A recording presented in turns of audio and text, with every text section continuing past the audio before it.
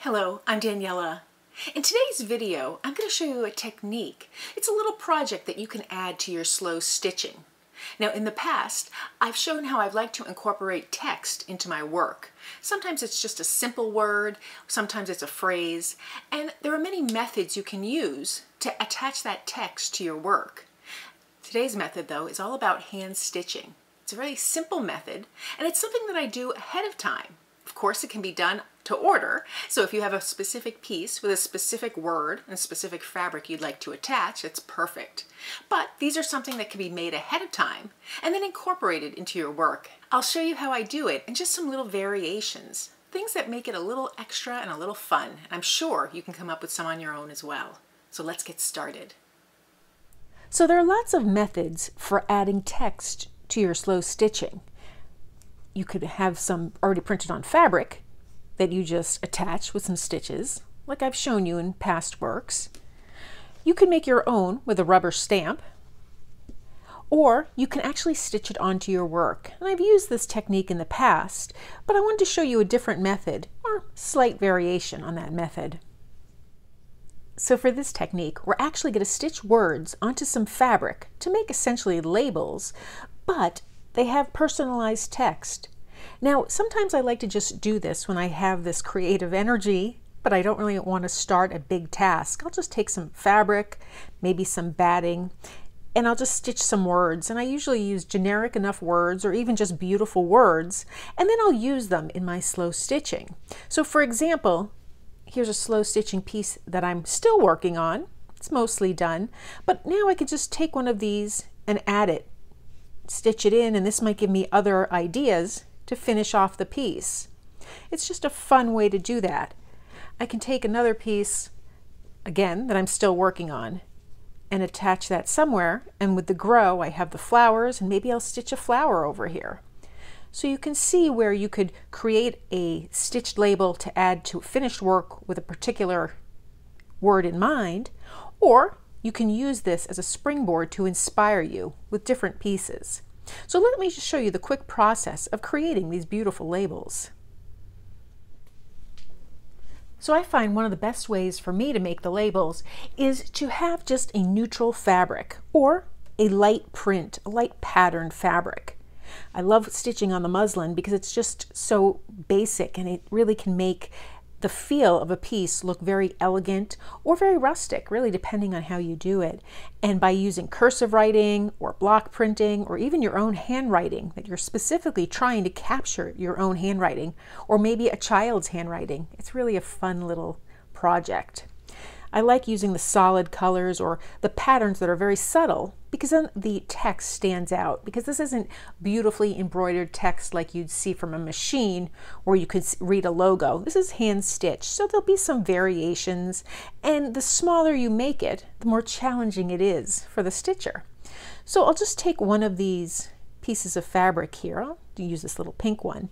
Any of these would work. And you can decide if you want a nice neat edge or like a rough edge like I have on this muslin. And whatever you decide, cut your piece larger than you're going to need because there'll be a little fraying and a little give.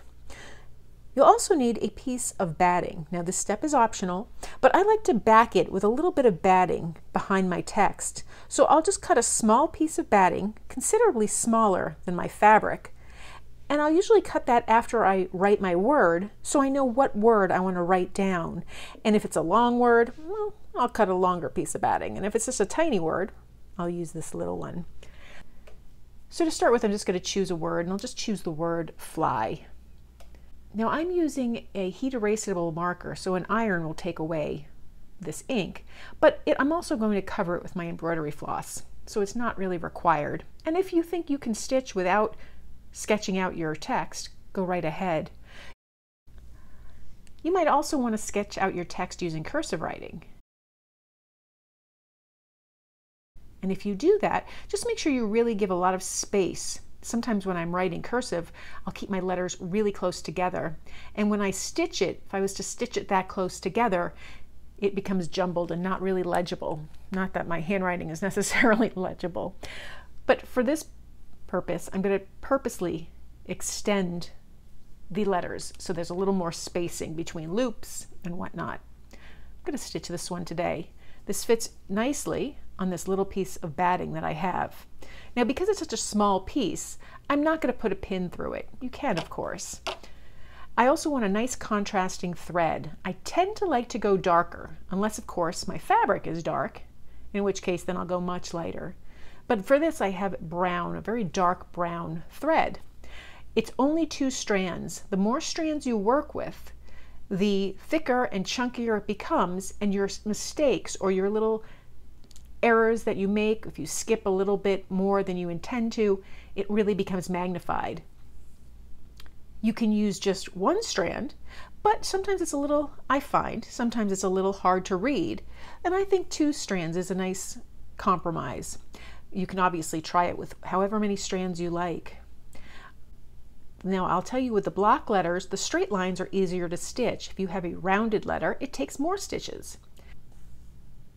So then I'll just complete my word here, making all those little stitches.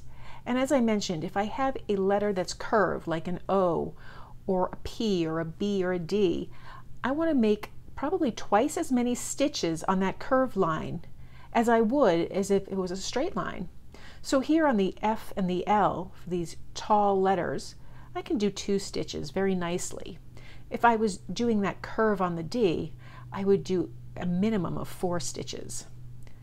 It's just something that works out better. I get the nicer curve and it shows up neater. So then when I'm done, I'll knot off my thread on the back and clip it. And then I have a little label that I can use in the future on my work. Now, you don't have to use the batting when you're stitching your words, your text here. I find that it helps because it gives a little more stability to the piece. If I had a larger piece in an embroidery hoop, there'd be no need for the batting background. But because I'm trying to use scraps and because I'm just trying to do a quick little project, this works just fine for me. And the batting is very helpful. If you wanted to use something to stabilize your piece but didn't want something as thick as the batting, well, consider using a smaller piece of just lightweight fabric or muslin. Now, so this is the technique done on just plain fabric. I had a little label, it's made from ribbon, with a little frame on it, and I stitched my little text inside that frame, and I love how that looks. I didn't use any batting because that ribbon was a little more substantial. But that's another alternative where it focuses your work and yet you're using existing fabric. Now, if you don't have fabric or ribbon with frames in it, I just had this piece of fabric that you might have as well, and it just had a shape. And so I just used that shape as my little frame. I cut around the fabric, and now I can attach this to my work as well. So aside from having the neat and organized little labels, which I might put another piece of fabric behind, just like I did here, or embellishing it here with a button, I just have these little pieces. So I hope you find this technique helpful. So that's how I make simple text words to add to my slow stitching pieces. I find it really helpful. I particularly love text. I have it on the walls of my home. I have it as prints on handbags and fabrics. I just love it. I hope you found this video helpful, and if you did, please give it a thumbs up and be sure to subscribe. And please consider becoming a paid member of my channel, where I give behind-the-scenes footage and additional techniques. Thanks for joining me today.